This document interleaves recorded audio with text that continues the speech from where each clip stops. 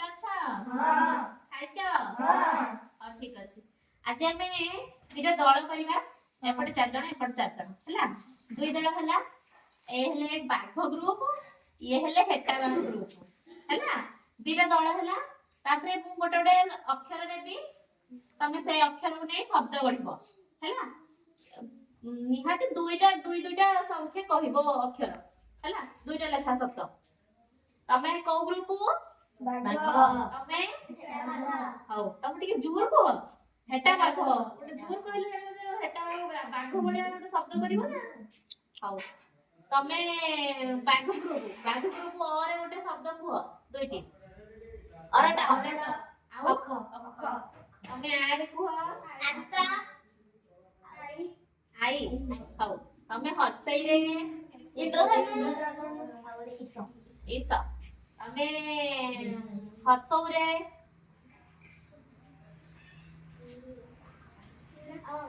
ହଁ, ଆଉ ହଁ, ଆଉ ତମେ କହିଲ କରେ, ତମେ କହିଲ ଖରେ ଖଟ, ଆଉ ଖଟା। ଦିଦି ଯାକ ସେମ ହେଇଯାଉଛି। ହଉ, ତାପରେ ଆଉ କଣ କହିବା? ତମେ କହିଲ ଲରେ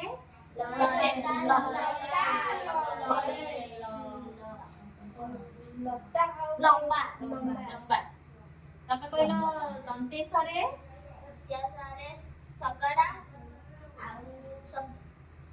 ସବୁଜ ତ ହଉଛି, ଶଗଡ଼ର ସ୍ଥାନବେଶ ହଉଛି ସର। ହଁ ଠିକ ଅଛି, ସର। ତାପରେ ତମେ କହିଲ କୋଉଠି କହିବି, ଅଇରେ ଅଇର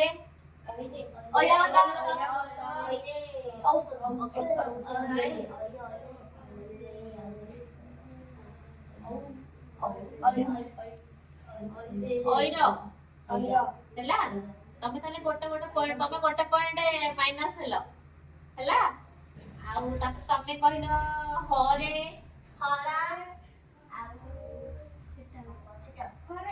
ହରଣ,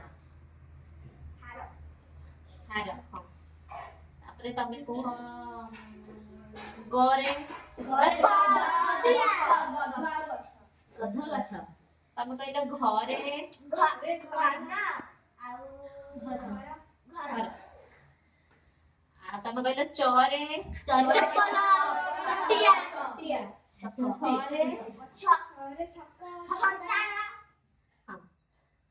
ତାପରେ ତମେ କହିଲ ବର୍ଗେଜରେ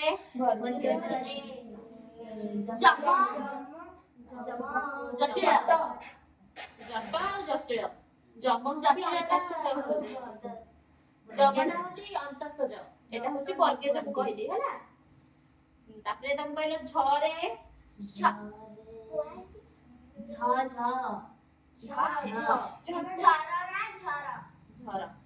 ତମେ କହିଲ ଠରେ ତାପରେ ଟରେ ଡରେ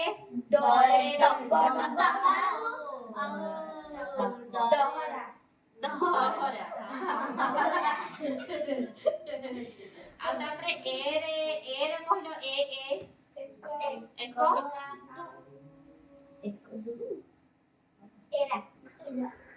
ଏରା କଣ? ଏକ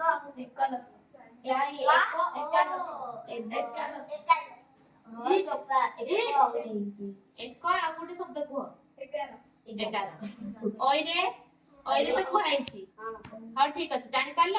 ତାହେଲେ ତମେ ଗୋଟେ ପଏଣ୍ଟ ମାଇନସ ହେଲା, ଏମାନେ ସବୁ ଜିତିଲେ। ତାହେଲେ ହେଟା ଭାଗ ଗ୍ରୁପ ଜିତିଲେ। ହଉ ହଉ।